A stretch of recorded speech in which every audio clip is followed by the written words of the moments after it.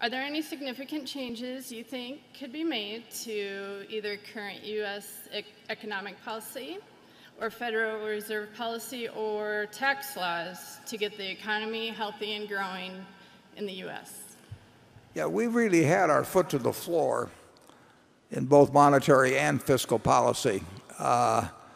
You've seen it obviously on the monetary side with extended period of effectively zero interest rates, and actually with the chairman just the other day saying this is going to go on for an extended period. And then they asked him what an extended period meant, and he said an extended period. But it's hard to imagine pushing harder on monetary policy than has occurred. The interesting thing is people think of fiscal policy and they think, well, we had a stimulus bill.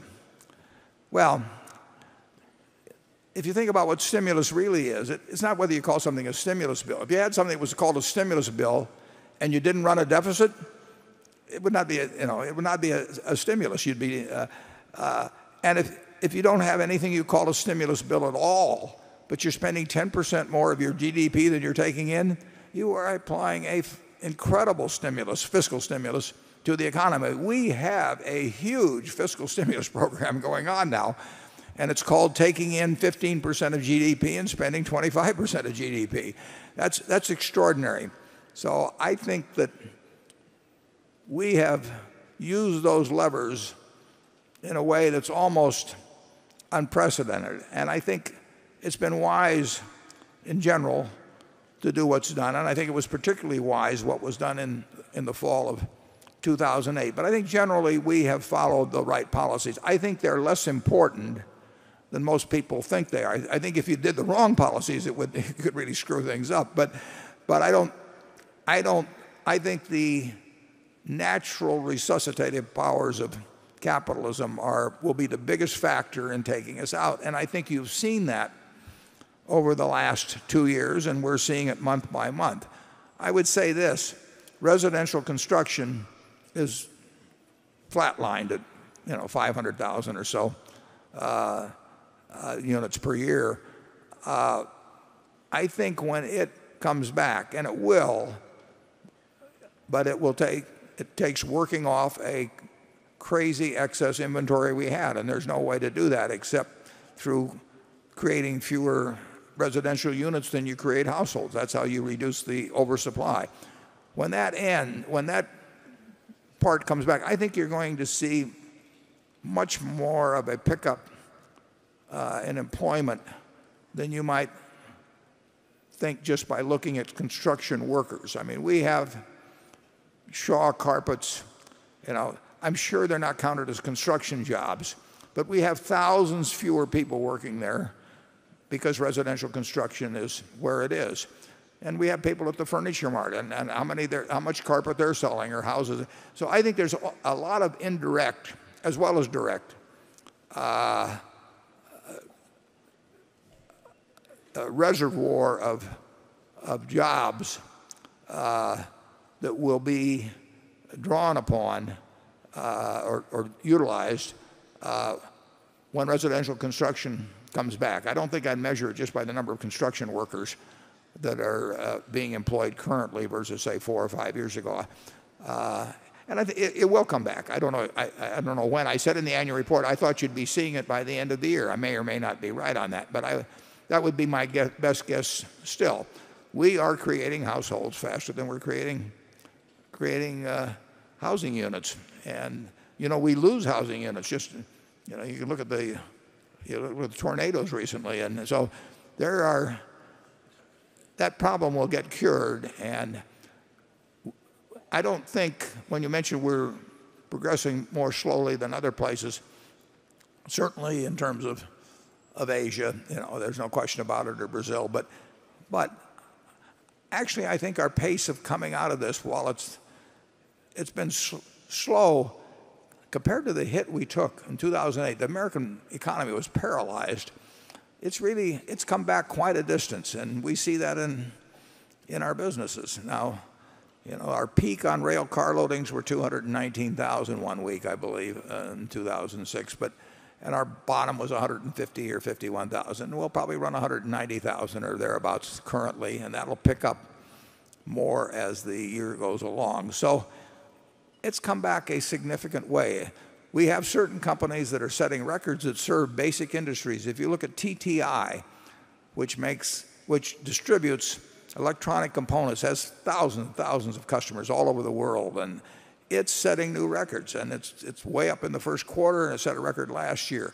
If you look at ISCAR, which supplies nothing but basic industry, I mean, nobody buys little carbon cutting tools, to put in their recreation room or anything. This stuff is used, for making big things, and their business is going up and up and up, month by month. So the economy is coming back, and when residential construction finally gets this huge overhang largely eliminated, I think you'll see a lot of improvement in the employment picture. Charlie? Yeah, the one place that I feel we're making a huge mistake is not learning enough from the big mess that came from wretched excess in our financial system. I don't think we throttled the sin and folly out of that aspect of the economy nearly enough. And I think if you look at all the panics and depressions of the United States, they all came from financial collapses, usually preceded by perfectly asinine and greedy behavior.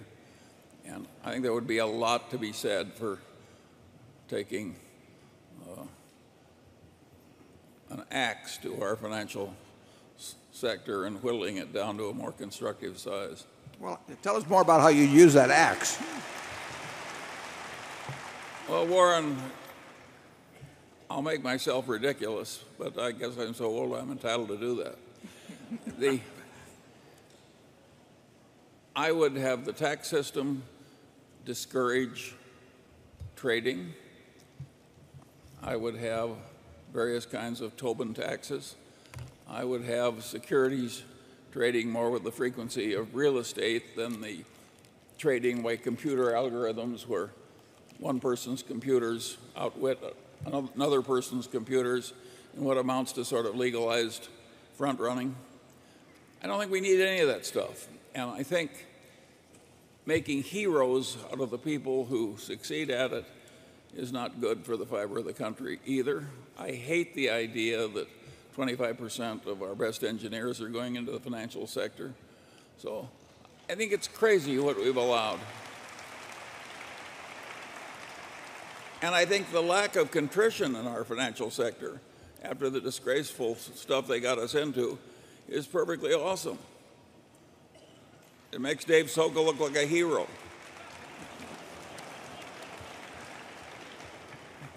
He's getting warmed up.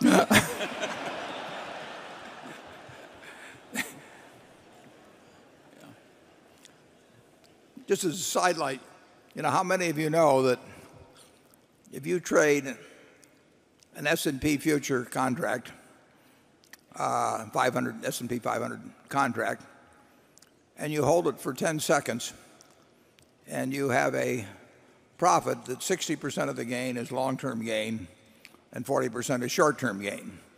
So essentially, our Congress has said that this activity should be more lightly taxed, than cleaning washrooms or doing all the things that you people do every day. That you get a special tax treatment. Now, that illustrates one of the problems with the tax code, in that there's a few people that care intensely about having that in there, and the cost of it in terms of less revenue for the U.S. government is diffused among a large group, none of whom have enough interest to want to go out and write their congressman or hire a lobbyist to fight the other way. But it's pretty extraordinary that we have decided that that particular form of activity should get 60% taxed at a 15% maximum rate, even though it may only take 10 or 20 seconds and be just a little flicker on a screen. And the hedge fund operators of America get a much lower tax rate than the professors of physics or the drivers of taxis. This is demented.